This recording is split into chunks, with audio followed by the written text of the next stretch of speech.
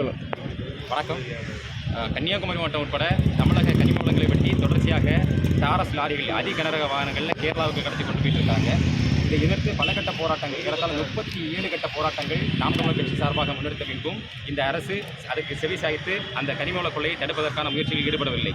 அதற்கு நாங்கள் போராடுறது எதுக்குன்னா, கேரளாவுக்கு எங்களுடைய கனிம வளங்களை கடத்தாதீங்க, எங்களுடைய வளங்கள் மண்ணின் வளங்கள், மண்ணின் மக்களுக்கு.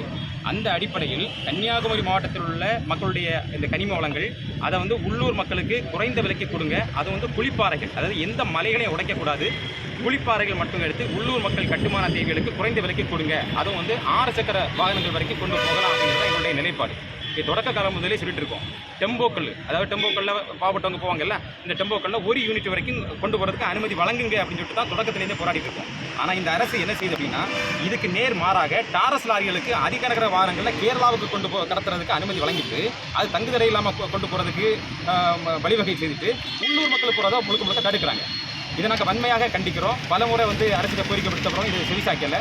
மீண்டும் இப்போ மாவட்ட ஆட்சியரை சந்தித்து நாங்கள் இந்த கோரிக்கை மனு வழங்கியுள்ளோம். அந்த உள்ளூர் கட்டுமான தேவைகளுக்கு, பாலம் கட்டுறதுக்கு, வீடு கட்டுறதுக்கு, இதுக்கு எல்லாத்துக்கும் டெம்போக்களில் 1 யூனிட் தான் கொண்டு போவாங்க. அந்த 1 யூனிட்டை எந்த தடையும் இல்லாத அனுமதிங்க.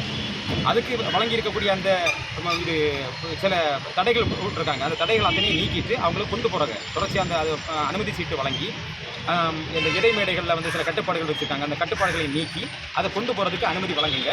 கேரளாவுக்கு டாரஸ் லாரிகளில் 10 சக்கரமும் அதற்கு மேற்பட்ட வாகனங்களில் எக்காரணம் கொண்டும் அனுமதி வழங்காதீங்க அப்படிங்கிறத எங்களுடைய கோரிக்கை. அந்த கோரிக்கையை முன்னெடுத்து டெம்போ ஓட்டுநர்கள் சார்பாகவும் நாம் தமிழர் கட்சியோட டெம்போ ஓட்டுநர்கள் சார்பாக என்னை மனு கொடுக்க வந்துள்ளோம். இதை அரசு உடனடியாக செவிசாய்த்து நடைமுறைப்படுத்த வேண்டும் என்பதுதான் என்னுடைய கோரிக்கை.